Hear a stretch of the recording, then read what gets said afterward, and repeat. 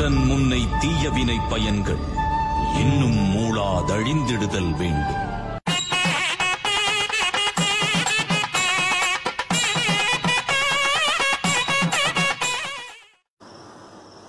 சந்தோஷம் மெய்ஞானம் வளர்ப்போம், ஆரோக்கிய யுகம் அமைப்போம். அன்னையை வணங்குவோம், தந்தையை வணங்குவோம், நம்மை வழிநடத்தும் நம் முன்னோரை வணங்குவோம். ஆரோக்கிய யுகம் அமைக்கிறதுல இன்னைக்கு நாம ஒவ்வொரு நாளும் நீண்ட நேரம் நின்ற நிலையில் பணிபுரியும் அலுவலர்களுக்கு ஏற்படக்கூடிய வாத நோய்களை நீக்கக்கூடிய 3வது நிலை பயிற்சிகளை பத்தி விரிவா பார்க்க போறோம்.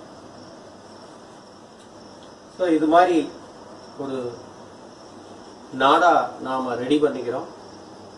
இந்த நாடா எங்க பயிற்சி மையத்துல கிடைக்கும். நீங்க என்னுடைய தொலைபேசி எண்ணில் தொடர்பு கொண்டு இது வேணும்னா வாங்கிக்கலாம். இதை இந்த நாடா வச்சுதான் செய்யணுங்கிற அவசியம் இல்லை. குற்றாலம் துண்டு அப்படின்னு சொல்லுவாங்க, அந்த லேசான துண்டு, அதையும் நீங்க பயன்படுத்தலாம். ஏன்னா இன்னைக்கு இந்த யோகா மையங்கள்லாம் படிக்கக்கூடியவங்க யோகாவுக்கு ஏதாவது ஒரு இன்ஸ்ட்ருமெண்ட் வாங்கணும் அப்படிங்கிற மாதிரி உங்க மூளைய ஒரு மாதிரி டிசைன் பண்ணிடுறீங்க. அந்த மாதிரிலாம் டிசைன் பண்ணாதீங்க. நார்மலா ஒரு சாதாரண மனிதனா வாழுங்க. அதாவது நம்ம முன்னோர்கள் அந்த காலத்துல துண்டு இல்லாம வெளியில போக மாட்டாங்கன்னு சொல்லுவாங்க. ஒரு துண்டுங்கிறது மிகப்பெரிய ஆயுதம். அதனால சின்ன ஒரு குற்றாலம் துண்டுன்னு சொல்லக்கூடிய ஒரு சாதாரண துண்டு எடுத்துக்கங்க. அதை வச்சும் நீங்க பயிற்சி செய்யலாம். இல்ல நான் ஃபேஷனா தான் வாழ்வேன் அப்படின்னா என்னுடைய தொலைபேசி எண்ணில் தொடர்பு கொண்டு நாடா வாங்கிக்கோங்க. இது ஒரு 200 ரூபாய் வருது. நிறைய சேல்ஸ் ஆச்சுன்னா நான் விலை கம்மி பண்ண முடியும். ஏன்னா மொத்தமா வாங்க வேண்டியிருக்கு. இதுல எனக்கு நிறைய பொருளாதார நஷ்டமும் ஏற்படுறது. அதனால தவறா நினைக்க வேண்டாம். நீங்க உங்க வீட்டில் இருக்கக்கூடிய குற்றாலம் துண்டே உபயோகப்படுத்துங்க. முடியலைன்னா ஒரு 200 ரூபாய் போட்டு விடுங்க. நான் உங்களுக்கு குரியர்ல இதை நான் உங்க விலாசத்துக்கு அனுப்பிடுறேன். அதை அனுப்புறதுக்கு முன்னால நீங்க என்ன பண்ணணும்னா, இந்த மாதிரி காலை நீட்டி உட்கார்ந்து உங்க கையை அப்படி தொட்டு காமிங்க. இது எங்க தொட முடியுதுன்னு நான் பார்க்கணும். ஏன்னா அந்த நாடாவுடைய லென்த்தை நான் மெஷர் பண்ணணும். அதனால நீங்க இப்படி தொட்டு பாருங்க. சிலருக்கு இங்க இருக்கும், சிலருக்கு இங்க இருக்கும், சிலருக்கு இங்க இருக்கும். அப்ப அவங்கவுங்க உடல் வாக பொறுத்து அந்த டிஸ்டன்ஸ் இருக்கும். மாஸ்டர் சொல்லிட்டாரு இந்த நாடாவை சின்ன ஆக்கணும், வீம்பு பண்ணி இப்படி எல்லாம் தொடப்படாது. சாதாரணமா நீட்டிக்கிறோம், ஒரு அடி அகட்டி வச்சுக்கிறோம். இயல்பா அந்த கையை இப்படி கொண்டு போய் பார்க்கிறோம். எவ்வளவு முடியுமோ போட்டு ப்ரெஷர் கொடுத்து இப்படிலாம் குனியாதீங்க. நீங்க இயல்பா அப்படி போங்க. உங்க டிஸ்டன்ஸ் எவ்வளவு இருக்கோ அதை பொறுத்து இந்த நாடாவுடைய நீளத்தான் நாங்க மெஷர்மெண்ட் எடுத்து உங்களுக்கு அனுப்பி விட்டுருவோம். இப்ப பயிற்சி முறையை பார்க்கலாம். இந்த மாதிரி பாதத்துல, அதாவது இந்த நாடாவுடைய 2 பக்கம் இருக்கு இல்லையா, இந்த பாதத்துல இது மாதிரி குற்றாலம் துண்டை கூட நீங்க மடிச்சு மாட்டிக்கலாம். இது மாதிரி மாட்டின்றோம். மாட்டிட்டு படுத்துக்கிறோம். காலை மடக்கி படுத்துக்கிறோம். இப்படி மெதுவா மடக்கி இப்படி மேல தூக்கணும். தூக்கி இந்த நாடாவை பிடிச்சு 10 முறை இப்படி நீட்டணும். நீட்டும் போது இந்த காலை அப்படி லேசா அப்படி அசைச்சு விடணும். இந்த முழங்கால லேசா இப்படி அசைச்சு விடணும். திரும்ப இப்படி சேர்க்கணும். திரும்ப விரிக்கிறோம். முழங்கால லேசா அப்படியே அசைச்சு விடுறோம். திரும்ப காலை சேர்க்கிறோம். காலை விரிக்கிறோம், முழங்கால அசைச்சு விடுறோம், காலை சேர்க்கிறோம். இது மாதிரி ஒரு 10 முறை செஞ்சுட்டா அந்த முழங்கால் வலி, இடுப்பு வலி போயிடும். இது என்ன தப்பு செய்தோம் அப்படின்னு பார்த்தா, இப்படியே வச்சுட்டு இப்படி வரப்பா தூக்குவோம். அப்படியெல்லாம் தூக்கப்படாது. ஃபர்ஸ்ட் என்ன பண்றோம், நீட்டி இருக்கிற காலை இப்படி மடக்கிக்கிறோம். திரும்ப ஒரு ஃபோல்டு இப்படி கொடுக்குறோம். இந்த ஃபோல்டிங் கொடுத்துட்டு இந்த நாடாவை பிடிக்கக்கூடாது. திரும்ப இப்படி நீட்டுறோம். அதுக்கப்புறம் தான் அந்த கையால் இந்த நாடாவை பிடிக்கணும். இந்த நாடாவை பிடிச்சுட்டே இப்படி தூக்கணும்னா முதுகுல பிடிச்சிரும். அதனால என்ன பண்றோம், காலை நீட்டி இருக்கோம், ஒரு ஃபோல்டு பண்றோம், ரெண்டாவது ஃபோல்டு பண்றோம், ஸ்ட்ரெச் பண்றோம். அதுக்கப்புறம் இந்த கையால இந்த நாடாவை பிடிக்கிறோம். பிடிச்சு நல்லா அப்படி ஒரு 10 முறை. இதை இப்ப பக்கவாட்டிலையும் செய்து காமிக்கிறேன். ஏன்னா அந்த தலையினுடைய இருக்கை நிலை உங்களுக்கு புரியும். என்ன பண்ணுவோம், மடக்கிட்டு இப்படி பண்ணும்போது இந்த தலையை இப்படி வச்சு இப்படிலாம் செஞ்சுட்டு இருப்போம். அப்படிலாம் செய்யக்கூடாது. இந்த தலை தரையோட இருக்கணும். கால் நல்லா நீட்டி இது மாதிரி பண்ணணும். இது மாதிரி பண்ணோம்னா இந்த கீழ் முதுகு, அந்த இடுப்பு வலியும் இந்த முழங்கால் வலியும் பரிபூரணமா குணமாகும். அது மாதிரி வெரிகோஸ் வெயின் அந்த நோயும் இந்த நின்ற நிலையில பணிபுரியவங்களுக்கு பிற்காலத்துல வர வாய்ப்பு இருக்கு. அந்த நோயையும் நீக்கக்கூடிய ஒரு உன்னதமான பவன முக்தாசனம் இந்த பயிற்சி. இந்த உண்மையை உணர்ந்தனா இன்று முதல் இந்த பவன முக்தாசனத்தை இரவு நேரங்களில் முறையாக செய்து நம் ஆரோக்கியத்தை பாதுகாத்துக் கொள்வோம் என உறுதிமொழி எடுத்துக் கொள்வோம். சந்தோஷம். என்றன் முன்னை தீயவினை பயன்கள் இன்னும் மூளாதழிந்திடுதல் வேண்டும்.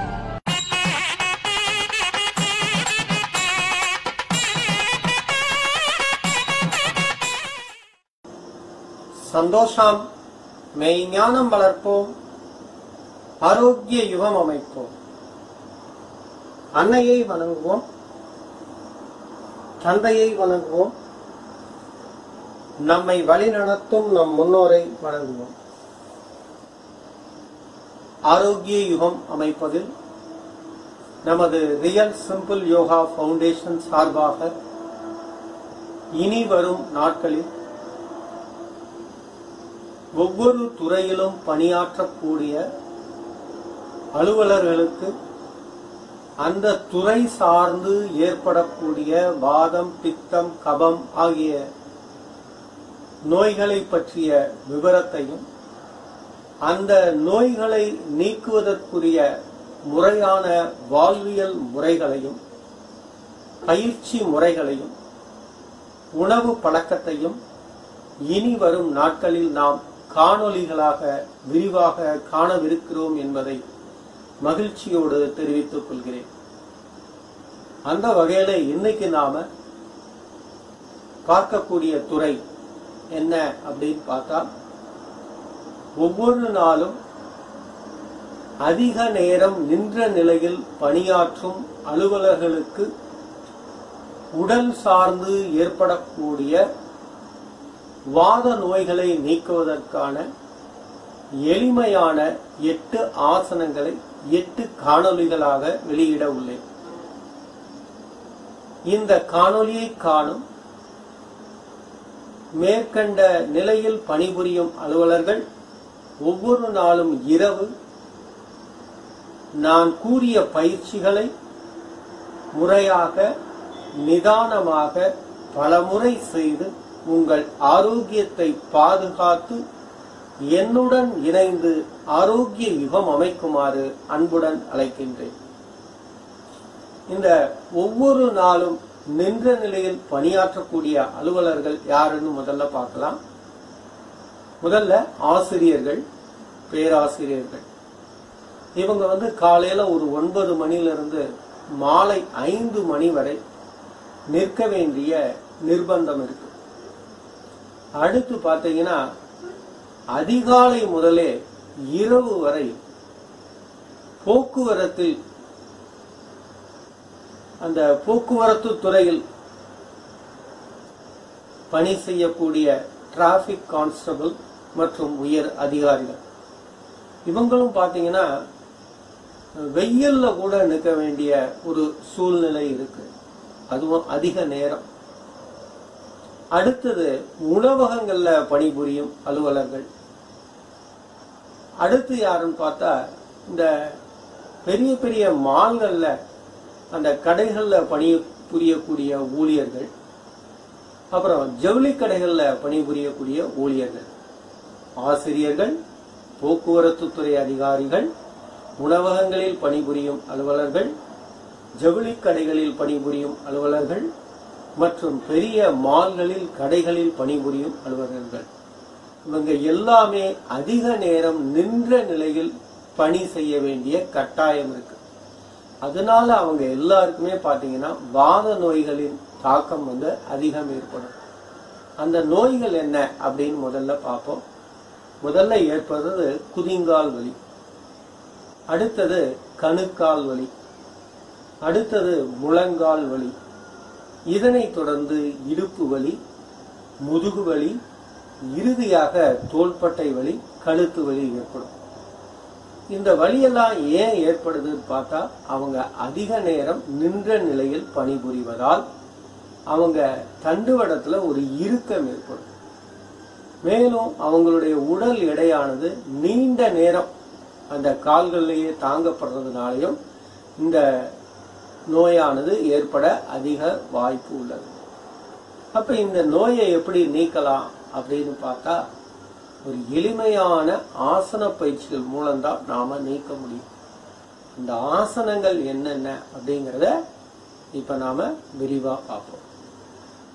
முதல் ஆசனம் பவன முக்தாசனம் அப்படின்னு பேரு. அதாவது கீழே உட்கார முடியாதவங்க இந்த மாதிரி கட்டில்ல கூட உட்கார்ந்து பண்ணலாம். காலை இது மாதிரி நீட்டிக்கிறோம். நீட்டிட்டு ஒரு அடி அளவு இப்படி அகட்டி வச்சுக்கிறோம். கையை அப்படி பக்கவாட்டுல ஒண்டிக்கிறோம். இந்த விரல்களை மெதுவா அப்படி ஒரு 20 முறை அசைத்து விடணும். இந்த பாதம் ஸ்ட்ரெயிட்டா இருக்கணும். இப்படி வச்சுட்டு இப்படி இப்படி பண்ணக்கூடாது, இப்படி வச்சுக்கணும். இதை ராத்திரி தூங்க போறதுக்கு முன்னால செஞ்சா அந்த நோயானது முழுமையாக குணமடையும். இந்த பயிற்சிகளை நீங்க காலையில செய்யறதுனால பலன்கிறது கம்மியா தான் இருக்கும். ஏன்னா காலையில நீங்க அலுவலகத்துக்கு கிளம்ப வேண்டிய ஒரு வேகமான சூழ்நிலையில இயங்கிட்டு இருப்பீங்க. அந்த நேரத்துல போய் ஆசனம் பண்ணுங்கன்னா இந்த ஆசனத்தை தெரிஞ்சின்ற ஒரு 3 மாசம் வேணா பயிற்சி செய்வீங்க. அப்புறம் தொடர்ந்து உங்களால செய்ய முடியாது. அதனால நீங்க என்ன பண்ணலாம், ராத்திரி தூங்க போறதுக்கு முன்னால சாப்பிட்டு இருந்தாலும் பரவாயில்ல, இது மாதிரி ஒரு 20 முறை. இது முதல் நிலை பயிற்சி. இது மாதிரி ஒரு 20 முறை அப்படின்ற விரலை நல்லா அப்படி கிரஷ் பண்ணணும். சில நேரம் சிலருக்கு இப்படி கிரஷ் பண்ணும்போது இந்த பாதம் இப்படி பிடிச்சுடும். அப்ப அவங்க என்ன பண்ணலாம் அப்படின்னு பார்த்தா இந்த பயிற்சியை செய்ய வேண்டாம். இதுக்கு அடுத்து ஒரு பயிற்சி சொல்லி கொடுக்க போறேன். அந்த பயிற்சியை செஞ்சுட்டு அதுக்கப்புறம் இது மாதிரி செய்யலாம். அந்த அடுத்த பயிற்சி என்னன்னு பார்த்தா இப்படி காலை மடக்கிக்கிறோம். மடக்கும் போது இந்த முழங்காலுக்கு மேல் பகுதியில இந்த கால் இருக்கை நிலை இருக்கணும். அதாவது முழங்கால் மேல வச்சுக்க கூடாது. முழங்காலின் மேல் பகுதியில இந்த பாதம் வெளியில நீட்டி இருக்கணும். இப்ப இடது கால் மடக்கி இருக்கேன்னா இடது கைய இந்த கணுக்கால் கிட்ட இப்படி பிடிக்கணும். பாருங்க, இப்படி கொலுசு ஒரு இடத்துல பிடிக்கிற மாதிரி இப்படி பிடிச்சுக்கணும். இந்த கை விரலை எல்லா விரலுக்குள்ளயும் இப்படி திணிச்சுக்கணும். திணிச்சு நல்லா அப்படி பிடிச்சு மெதுவா அப்படி ஒரு 20 தடவை சுழற்றணும்.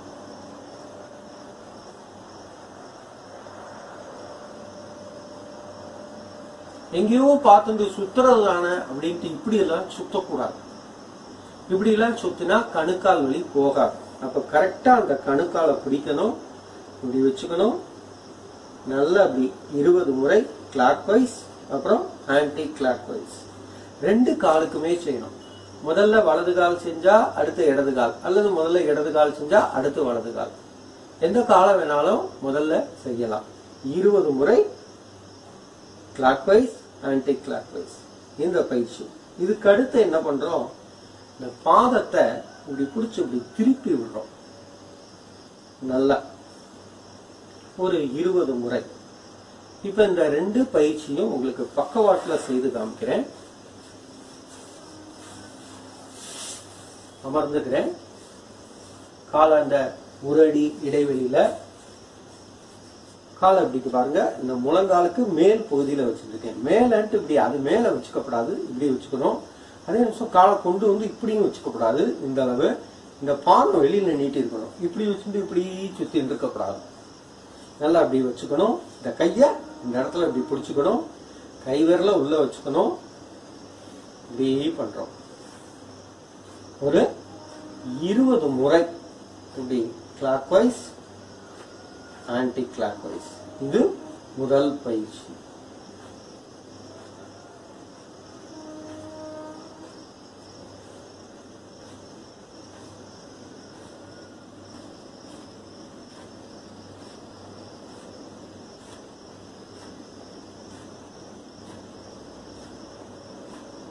ரெண்டாவது பயிற்சி என்ன பண்றேன், இந்த கையை பாருங்க இது மாதிரி வச்சுக்கணும். இப்படி வச்சு இப்படி இப்படி எல்லாம் செய்யக்கூடாது. ஒரு சிரத்தையோட செய்யணும். இந்த கையை அப்படி வச்சுக்கிறேன், இப்படி பிடிச்சுக்கிறேன். இப்ப இந்த இடத்துல முள்ளு குத்தி இருந்தா எப்படி நாம திருப்புவோமோ அது மாதிரி இப்படி நல்லா திருப்பணும். இந்த பாதத்தை நல்லா அப்படி திருப்பணும். இது மாதிரி செஞ்சோம்னா அந்த குதிங்கால் வலி ஏற்படாது. நல்லா அப்படி இந்த இடத்தெல்லாம் பிடிச்சு நல்லா ஒரு 20 முறை நல்லா சொடக்கு எடுக்கிற மாதிரி. சில நேரங்கள்ல சொடக்கே விழுகும். இதே மாதிரி அடுத்த காலுக்கும் பயிற்சி செய்யணும். சோ அந்த பயிற்சியை முடிச்சதுக்கு அப்புறம் என்ன பண்றோம், மீண்டும் நான் சொன்ன மாதிரி அந்த ஒரு அடி இடைவெளியில இந்த கால் விரல்களை ஒரு 20 முறை இது மாதிரி அசைச்சு விடுறோம். அந்த 2 பயிற்சியை முடிச்சதுக்கு அப்புறம் 3வதா இதை பண்றோம். அடுத்தது இந்த முழங்கால் வலி நீங்கிறதுக்கான பயிற்சி. உங்களுக்கு புரியணுங்கிறதுக்காக இந்த உடையை நான் விளக்கி காமிக்கிறேன். இந்த பாருங்க, இந்த கையை இது மாதிரி இப்படி லாக் போடணும். இந்த இடத்துல ஒரு பெரு நரம்பு இருக்கும், அதுகிட்ட இது மாதிரி கையை வச்சுக்கணும். இந்த ஷேப் நல்லா விரிச்சு வச்சு இந்த இடத்துல இப்படி லாக் பண்ணணும். அடுத்த கையும் அதே மாதிரி வச்சு இப்படி உள்ள லாக் போடணும். ஒண்ணு மேல ஒண்ணு வச்சுக்கணும். இது மாதிரி வச்சுக்கணும். எந்த காரணம் ஒண்ணு கையை அப்படி கோர்க்க கூடாது. கோர்த்து இங்கெல்லாம் பிடிச்சிக்க கூடாது. இங்க பிடிக்கிறது இங்க பிடிக்கிறதெல்லாம் பண்ணக்கூடாது. கரெக்டா அந்த பெரு நரம்பு கிட்ட பிடிக்கிறோம். அப்படி பண்றோம். இந்த உடம்போட காலை கட்டி அணைக்கணும். அப்படி இந்த தோள்பட்டையும் இதுவும்.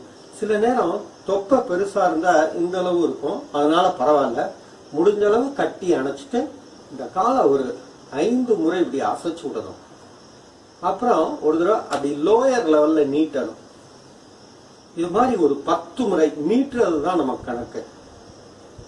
5. இப்ப நான் 2 முறை செஞ்சிருக்கேன். இது மாதிரி நீங்க 10 முறை செய்யணும். இது மாதிரி செஞ்சீங்கன்னா முழங்கால் வலி பரிபூரணமாக நீங்கிவிடும். இப்ப பாத வலி நீங்கிடுத்து, குதிங்கால் வலி நீங்கிடுத்து, கணுக்கால் வலி நீங்கிடுத்து, அடுத்து முழங்கால் வலியும் நீங்கிடுத்து. இது மாதிரி நீங்க 10 முறை இந்த காலுக்கும் பயிற்சி செய்யணும், அந்த காலுக்கும் பயிற்சி செய்யணும். அதாவது இந்த பயிற்சியை செய்ததுனால பாத வலி நமக்கு நீங்கினது. இப்படி கணுக்கால சுழற்றினதுனால கணுக்கால் வலி நீங்கியது. இப்படி இத பாதத்தை திருகி கொடுத்ததுனால குதிங்கால் வலியும் பாத வலியும் முழுமையாக நீங்கியது. அடுத்து இந்த முழங்கால் இப்படி அசைச்சு விட்டதுனால முழங்கால் வலி நீங்கியது. இதுல ஒரு சின்ன தவறு ஏற்படும். என்னன்னு பார்த்தா, இப்படி சுத்திடுவோம். அன்பான வேண்டுகோள், இப்படி சுத்த வேண்டாம். அதற்கான விளக்கத்தை நேர்ல வந்து தெரிஞ்சுக்கோங்க, ஏன் சுத்த வேண்டாம்ங்கிறது.